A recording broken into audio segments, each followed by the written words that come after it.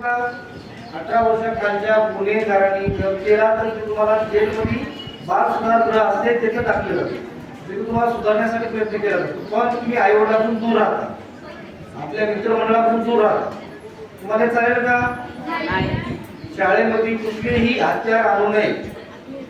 ते तुमचं कंपोस्ट मध्ये ते वापरणं किंवा मग कुणी तो तुम्ही काय म्हणता फायटर कडे असे वापरायचे नसतं. मग माझ्या हातात पण आहे ते घडी मलाही वापरता येईल, पण असं ते तुकार पोराचं लक्षण असतं.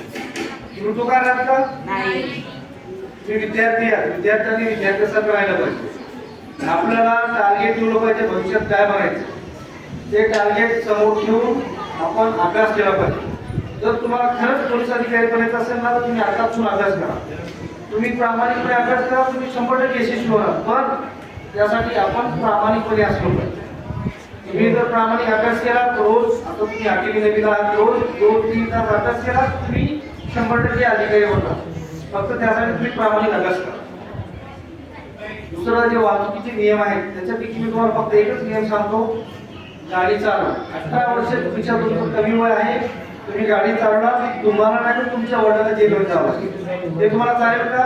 तुमच्यामुळे तुमचे वडील जेलमध्ये जावं असं तुम्हाला वाटते की मी गेले तर चालवतो कोणी बघत नाही, असं तुमचा गैरसमज आहे. तुमच्यावर आपल्या शहरामध्ये सर्व ठिकाणी सीसीटीव्ही कॅमेरे आहेत.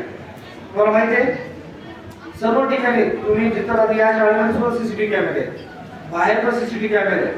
त्यामुळं तुम्ही जर असं कॅमेऱ्याच्या नजरेत आला तर तुमच्या वडिलांवर गुन्हा दाखल होतो.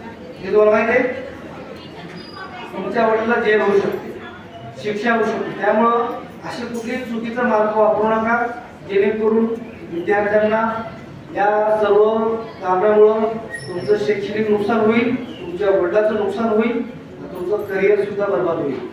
त्यामुळं तुम्ही सर्वांनी महत्वाचं आहे नियम, वाहतूक नियम पाळा, आपला स्वतः अभ्यास करा, अभ्यास करून मोठं होण्याचं स्वप्न बघा आणि ते पूर्ण करायचा प्रयत्न करा. प्रत्येक जण अभ्यासात हुशार असेल असे नाही. अभ्यास केल्यानंतर हुशार होते माणूस, अभ्यासच करा असं नाही. तुम्ही जर मला येतच नाही तर मग तुम्ही कधीच होणार नाही. तुम्ही प्रयत्न करा, येत नाही नका येत नाही ते वाचा, एक ना काही 10 वाचा. तुम्हाला पण विचार नाही का 10 वाचल्यावर समजणारच आहे ना. शिक्षक आहे तुमचे समजलं नाही तर तुम्ही शिक्षकांना विचारा. तुमचे शिक्षक मॅडम आहेत, सर आहेत, प्रत्येक जण तुम्हाला तुमच्यासाठीच आहेत ना. त्यामुळे तुम्ही सर्वांनी प्रामाणिकपणे अभ्यास करा, बाल गुन्हेगारीकडे वळू नका, हत्यार विद्यार काही ठेवू नका, अभ्यास करा, मोठे बनण्याचे स्वप्न ठेवा आणि मोठं बना.